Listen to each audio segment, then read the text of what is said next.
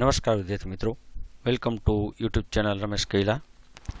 ખૂબ સરસ મજાની વિડીયો સિરીઝ જેમાં આપણે ગાંધીનગર મ્યુનિસિપલ કોર્પોરેશનની પરીક્ષાની તૈયારી કરીએ છીએ અને એ પેપર સોલ્યુશન કરીએ છીએ. ત્યારે આગળ આપણે 1 થી 4 ભાગ ઓલરેડી પબ્લિશ કરી ચૂક્યા છીએ. ખૂબ સરસ મજાની વિડીયો સિરીઝ છે અને કેવી રીતે પ્રશ્નનું ખરેખર સોલ્યુશન કરી શકાય અને સાચા અર્થમાં પ્રશ્નનું સોલ્યુશન આ રીતે કરો તો 100% આપણી ગુણ સેવા પસંદગીની પરીક્ષામાં આપણે રિઝલ્ટ લઈ શકીએ. આ જ સાચી દિશા છે, આ જ સાચી મેથડ છે પ્રશ્ન પેપર સોલ્વ કરવાની, ક્વેશ્ચન સોલ્વ કરવાની, જેથી કરી અને એક ક્વેશ્ચનના બદલે આપણને 1x4 4 ક્વેશ્ચન આપણને શીખી શકીએ. તો આ છે પેપર 10/5/2025નું કોર્પોરેશનનું અને ભાગ 5. તો ચોક્કસ વિડીયો અંત સુધી જોજો, આપના મિત્રો સાથે વિડીયો શેર કરજો અને આપની એક લાઇક છે એ ચોક્કસ આવકારીએ છીએ. તો લાઇક તો ચોક્કસ કરજો જ. તો ચાલો જોઈએ આગળ પ્રશ્નો. સલવટ શબ્દનું શિષ્ટ રૂપ આપો. સલવટ શબ્દનું શિષ્ટ રૂપ આપવાનું છે. ગાઉન, કરચલી, સાલ્વો, છેડો. તો એનું જે શિષ્ટ રૂપ છે એને સલવટે એટલે સિલવટે એટલે ઉર્દુ ભાષાનો શબ્દ છે. સિલવટે એવું આપણે કહીએ. સિલવટે મેરે ચહેરે પે દેખ કે હેરાન ક્યું હો. મારા ચહેરા ઉપર કડચલી જોઈને તમે હેરાન કેમ છો? તો એને કહેવાય સિલવટ એટલે કડચલી. તો શા માટે સાચો છે? કાપડ, કાગળ, ચામડી પર પડી ગયેલી સળ કે કડચલીને તળપદી ભાષામાં, હિન્દી ભાષામાં, પ્રભાવિત ભાષામાં, ઉર્દુ ભાષામાં સલવટ કહેવાય અને શુદ્ધ ગુજરાતી એટલે કે એનું શિષ્ટ સ્વરૂપ છે એ કડચલી છે. કરચલી અથવા તો કડચલી થાય. બરાબર. ગાઉન તો સ્ત્રી પહેરવાનું, સાલ્વો તો અંગ્રેજી શબ્દ છે અને છેડો તો એ અંત છે. તો એ બીજા શબ્દો કે આવે નહીં. નેક્સ્ટ છે, જ્યારે કોઈ પદાર્થ ઓક્સિજન સાથે મળે તેને શું કહેવાય? જ્યારે કોઈ પદાર્થ ઓક્સિજન સાથે મળે તેને શું કહેવાય? વિલયન, ઓક્સિડેશન, નિષ્કરણ કે વિસર્જન? તો ઓક્સિજન સાથે મળે તો ચોક્કસ ઓક્સિડેશન કહેવાય. રાસાયણિક પ્રક્રિયા છે, કેમિસ્ટ્રી ફોર્મ્યુલા છે કે ઓક્સિજન સાથે કોઈ પણ પદાર્થ જોડાય તો એને કહેવાય ઓક્સિડેશન. ખાસ કરીને જ્યારે લોખંડ છે એ ઓક્સિજન સાથે જોડાય તો કાટ લાગે તો ઓક્સિડાઇઝેશન થયું કહેવાય. વિલય એટલે ડિઝોલ્વ થયું કહેવાય. નિષ્કરણ એટલે ચોક્કસ અલગ પાડવું કહેવાય, એક્સટ્રેશન કહેવાય. અને વિસર્જન એટલે છૂટું પડવું કહેવાય. Give the plural form of ship. બહુવચન આપવાનું છે, પ્લુરલ ફોર્મ ઓફ શિપ. તો શિપ, શિપ્સ, શિપિસ અને શિપ. તો સાચો જવાબ આવે શિપ. તો અહીંયા આવશે શિપનું છે એ. કેવો જવાબ આવે છે? એ. શિપનો શિપ જ. શા માટે સાચો? તો અંગ્રેજી વ્યાકરણના અપવાદરૂપ નિયમો અનુસાર અમુક શબ્દો એકવચન અને બહુવચન એક જ સમાન હોય. શિપ એટલે ઘેટાવો કહેવાય. બરાબર.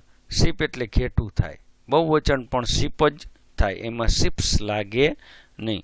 એટલે કે એકવચન એટલે સિંગ્યુલર, બહુવચન એટલે પ્લુરલ, બંને એક જ સમાન હોય.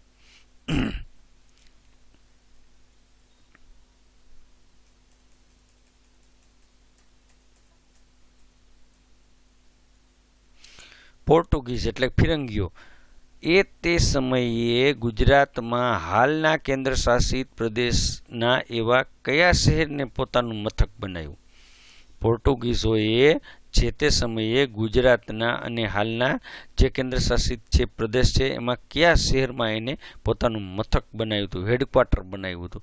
દીવ, જામનગર, માંડવી, ભાવનગર? તો જવાબ આવે ચોક્કસ દીવ, કારણ કે આપણા માટે જાણીતું છે. તો શા માટે સાચો જવાબ છે?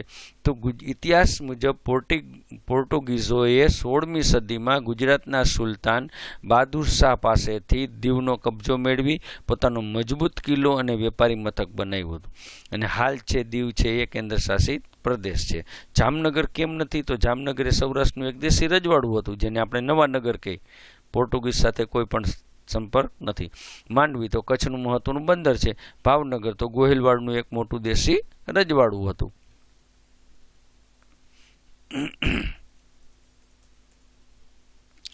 પગાર પંચ એટલે પે કમિશન વિશે નીચેના પૈકી કયા વિધાનો સાચા છે? તે કેન્દ્ર સરકાર દ્વારા સ્થાપિત એક સંસ્થા છે જે કર્મચારીને પગારના માળખામાં ફેરફાર અને સમીક્ષા કરે અથવા તો ભલામણ કરે.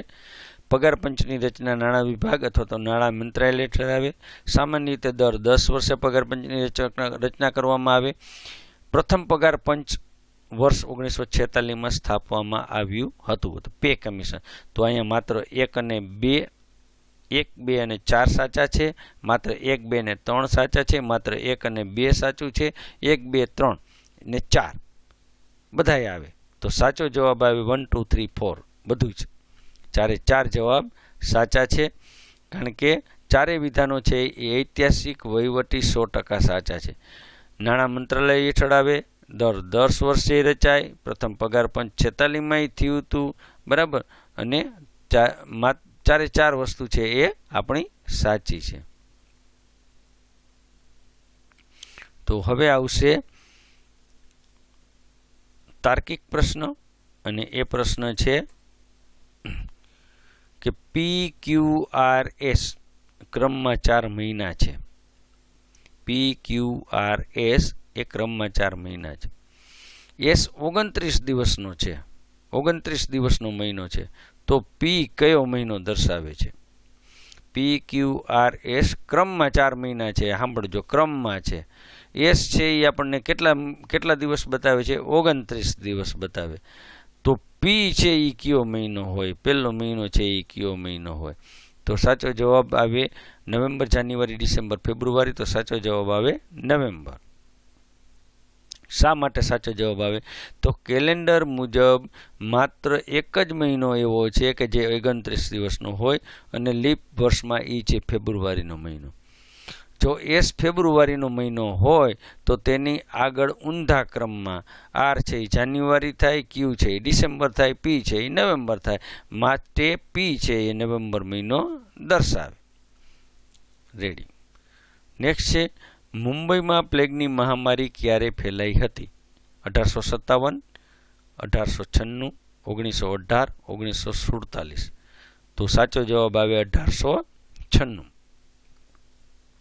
ભારતના ઇતિહાસમાં સપ્ટેમ્બર 1996માં મુંબઈ એટલે કે બોમ્બેમાં બ્યુબોનિક પ્લેગ અત્યંત ભયંકર મહામારી ફેલાણી હતી, અને લાખો લોકો એમાં ભોગ લીધો હતો, બરાબર. 1857માં શું હતું? તો વિપ્લવ માટે જાણીતું છે. 1918 માટે શું છે? તો સ્પેનિશ ફ્લૂની મહામારી ફેલાણી હતી, યાદ રાખજો. 1918 સ્પેનિશ ફ્લૂ. 47માં ભારતને આઝાદી મળી હતી.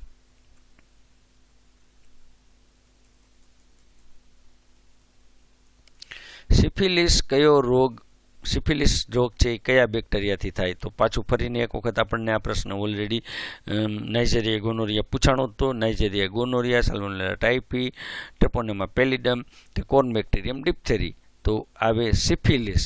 તો ગોનોરિયા હોય તો નાઇજેરિયા ગોનોરિયા, પણ સિફિલિસ છે તો ટ્રેપોનેમા પેલિડમ, બરાબર. STD કહેવાય. કેવું કહેવાય? STD કહેવાય, અને બેક્ટેરિયા દ્વારા થાય. અન્ય વિકલ્પ કેમ ખોટા છે? તો નાઇજેરિયા ગોનોરિયાથી ગોનોરિયા થાય, સાલ્મોનેલા ટાઇફોઇડથી ટાઇફોઇડ થાય, કોર્ની બેક્ટેરિયા ડિપ્થેરિયાથી ડિપ્થેરિયા થાય.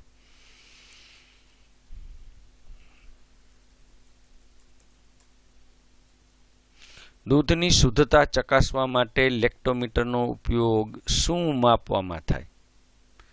તાપમાન, વિશિષ્ટ ઘનતા, દબાણ કે આયુ?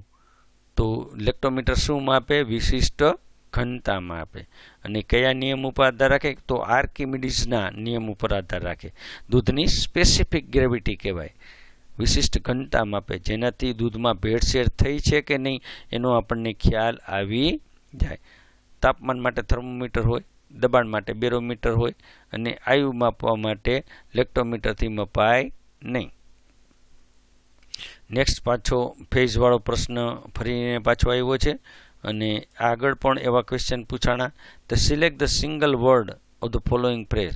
એ person who look at the dark side of the thing. એવો વ્યક્તિ કે જે હંમેશા ડાર્ક સાઇડ થિંગનો જ એટલે કે અંધકારનો જ વિચાર કરતો હોય તો એને શું કહેવાય?